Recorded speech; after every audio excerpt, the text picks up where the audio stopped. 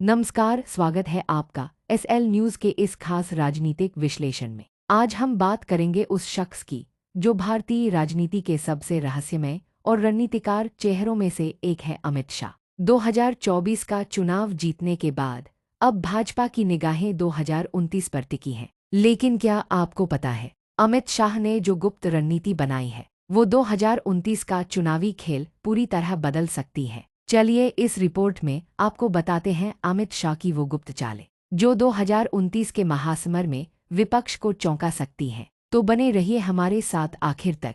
भाग 1, 2024 के बाद अमित शाह की नई राजनीतिक सोच। 2024 में तीसरी बार सत्ता में वापसी के बाद अमित शाह ने पार्टी के ढांचे को रीसेट करना शुरू किया। संगठन के हर स्तर पर युवा और टेक सेवी कार्यकर्ताओं को लाया गया। बूथ स्तर तक एआई आधारित डेटा मैनेजमेंट सिस्टम लागू किया गया। विपक्ष की रणनीतियों को पहले से भांपने के लिए इंटेलिजेंस सेल को और मजबूत किया गया। अमित शाह अब सिर्फ चुनाव जिताने वाले नेता नहीं, बल्कि भाजपा के भविष्य निर्माता की भूमिका में आ चुके हैं। भाग 2, गुप्त रणनीति number 1, cluster targeting model. Amit Shah ने जो सबसे क्रांतिकारी योजना बनाई है वो है क्लस्टर टारगेटिंग मॉडल। इसका मतलब है देश को 1200 छोटे छोटे चुनावी क्लस्टर में बांट दिया गया है। हर क्लस्टर में अलग अलग कास्ट, भाषा, मुद्दे, सोशल मीडिया टोन का विश्लेषण हो रहा है। इसके जरिए हर इलाके में बिल्कुल टारगेटेड प्रचार किया जाएगा।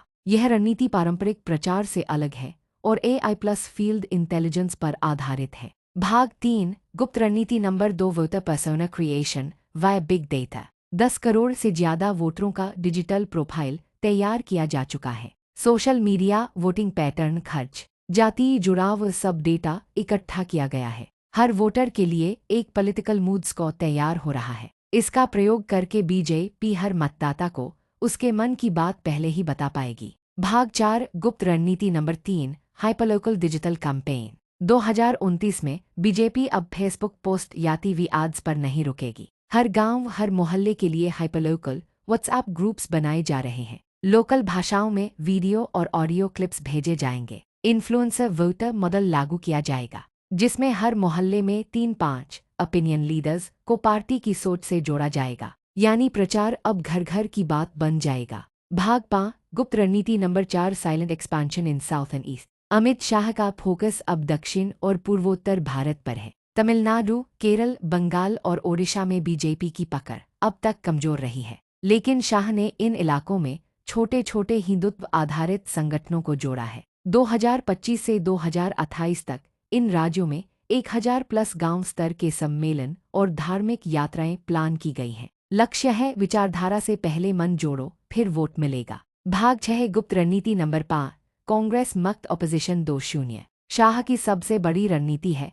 विपक्ष को एकजुट ही नहीं होने देना। ED, CBI, IT जैसी संस्थाओं का सटीक उपयोग करके विपक्षी नेताओं पर दबाव बनाया जाएगा। विपक्षी गठबंधनों में सॉफ्ट साबोताज के लिए अंदरूनी लोगों से संपर्क बढ़ाया जा रहा है। एमएम, BRS जैसे क्षेत्रीय दलों को चुन चुन कर भाजपा के एजेंडे से जोड़ा जा रहा है। विपक्ष बिखरा रहेगा, बीजेपी मजबूत बनी रहेगी, यही योजना है। भाग 7, 2029 के लिए मिशन 400+। जी हाँ, 2024 में भले ही बीजेपी को 400 सीटें न मिली हों, लेकिन शाह का अगला मिशन वही है। 2029 में अकेले बीजेपी 370+, एनडीए 400+। इसके लिए 2027 से 2047 विजन कैंपेन लॉन्च किया जाएगा। देश की 100 स्मार्ट सिटीज में बीजेपी के विजन को टेक्नोलॉजी से जोड़कर प्रस्तुत किया जाएगा। युवाओं को रोजगार, स्किलिंग, नेशनल प्राइड से जोड़कर पार्टी का आधार और मजबूत किया जाएगा।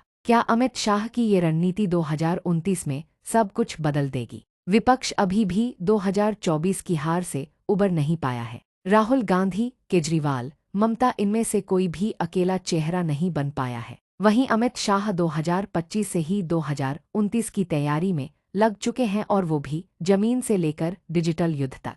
तो क्या वाकई 2029 में भाजपा को कोई हरा पाएगा? क्या ये शाह का आखिरी लेकिन सबसे बड़ा मास्टर स्ट्रोक होगा? जवाब 2029 देगा, लेकिन आज संकेत साफ है, रणनीति जिताएगी, नारे नहीं। अगर आपको यह विश्लेषण पसंद आया हो तो वीडियो को लाइक करें, शेयर करें और चैनल को सब्सक्राइब करना न भूलें। एसएल न्यूज़ पर हम लाते हैं आपके लिए देश दुनिया की सबसे गंभीर और गहरी खबरें। फिर मिलेंगे एक नई खबर और नए रहस्य के साथ। तब तक के लिए जय हिंद, वंदे मातरम।